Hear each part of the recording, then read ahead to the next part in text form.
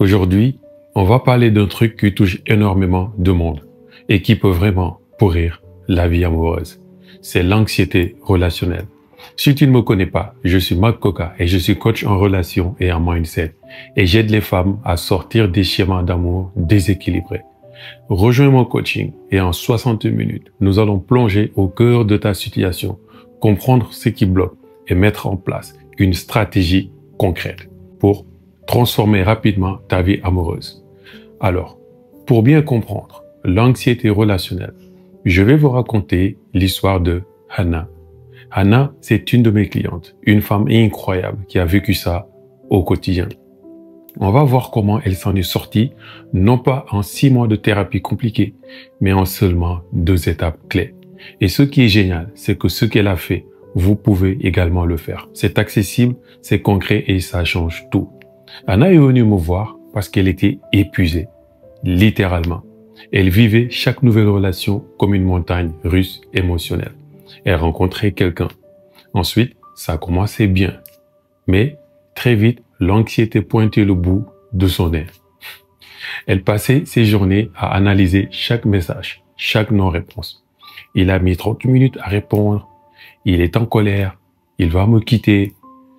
Quand son partenaire prenait de la distance, elle était juste déboussolée. Même juste pour travailler ou voir des amis, elle le prenait personnellement. Elle pensait immédiatement qu'il se désintéressait, qu'il allait la laisser tomber. Alors, elle avait toujours cette peur constante de l'abandon. Et ça l'a poussée à des comportements qu'elle n'aimait pas. C'est sursolliciter l'autre, poser trop de questions par exemple, ou devenir collante, ou à chercher constamment des preuves d'amour. Le pire, c'est qu'elle savait que c'était son anxiété qui parlait, mais elle était incapable de la contrôler. C'était plus fort qu'elle. Elle se sentait épuisée par ses propres pensées, par cette rumination incessante. Sa dernière relation avait implosé à cause de ça. Son copain était devenu distant à juste titre parce qu'il se sentait étouffé et Hannah a touché le fond. C'est là qu'elle a dit « stop ».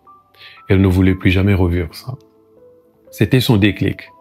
Alors, la première étape avec Hannah a été de lui faire comprendre une chose essentielle. Son anxiété relationnelle n'était pas son ennemi, c'était tout simplement un signal, mais un signal mal interprété. Et surtout, que l'ennemi, ce n'était pas l'autre, mais la réaction qu'elle avait à l'intérieur d'elle-même. On a décortiqué ensemble d'où venait cette anxiété. Souvent, l'anxiété relationnelle vient d'un style d'attachement anxieux, forgé très certainement dans l'enfance.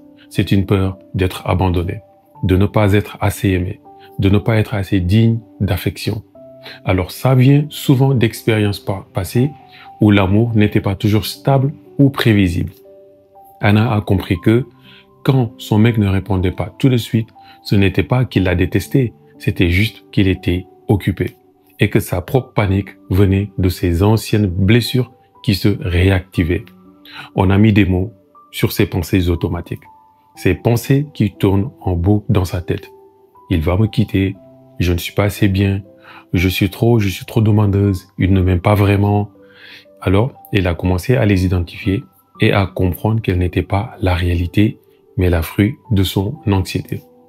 Hannah a tout bonnement arrêté de lutter contre son anxiété. Elle a commencé à l'observer, à la comprendre. Elle a appris à la voir comme une vieille amie, un peu envahissante, mais qui essayait à sa manière de la protéger.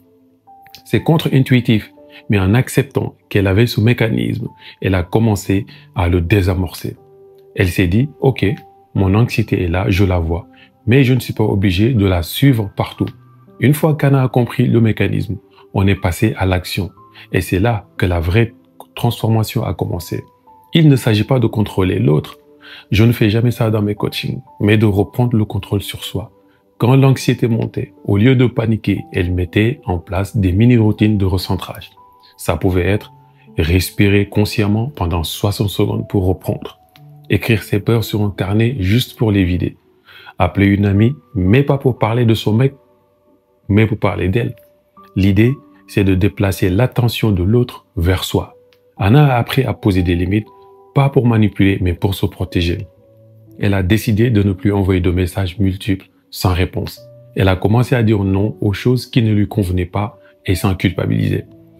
Elle a communiqué ses besoins de manière calme quand elle était prête.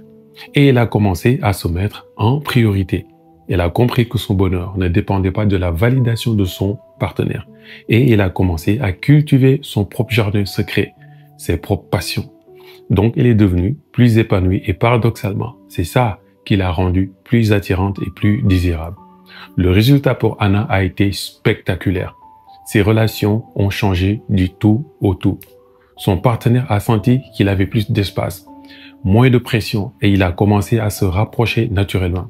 La relation est devenue plus équilibrée. Il n'y avait plus cette dynamique de chasseur-chassé, mais le plus important, c'est qu'Anna, elle, a retrouvé une paix intérieure. Elle ne se sentait plus à la merci de ses émotions. Elle gère mieux les moments de distance. Elle ne n'analyse plus tout. Elle fait confiance et elle est devenue une personne plus sereine, plus sûre d'elle. Et ça n'a pas de prix. Ce que l'histoire d'Anna nous montre, c'est que l'anxiété relationnelle n'est pas une fatalité. C'est un défi qu'on peut surmonter avec de la compréhension et des actions concrètes. C'est un cheminement qui demande du travail, mais qui mène à une liberté émotionnelle incroyable. Alors, si l'histoire d'Anna t'a parlé, si tu te reconnais dans cette anxiété relationnelle, sache que tu n'es pas seul et surtout que des solutions existent. Ce n'est pas une question de chance en amour, mais de comprendre les mécanismes et de reprendre le contrôle de ton monde intérieur. Si tu es prête toi aussi à transformer ton anxiété en force et à créer des relations sereines et épanouissantes, j'ai créé une méthode qui t'accompagnera pas à pas. Tu trouveras toutes les infos sur le lien en description. C'est le moment de prendre ta vie amoureuse en main. Laisse-moi un commentaire et n'oublie pas de t'abonner pour plus de conseils sur l'intelligence émotionnelle et relationnelle. À très vite. Ciao, ciao.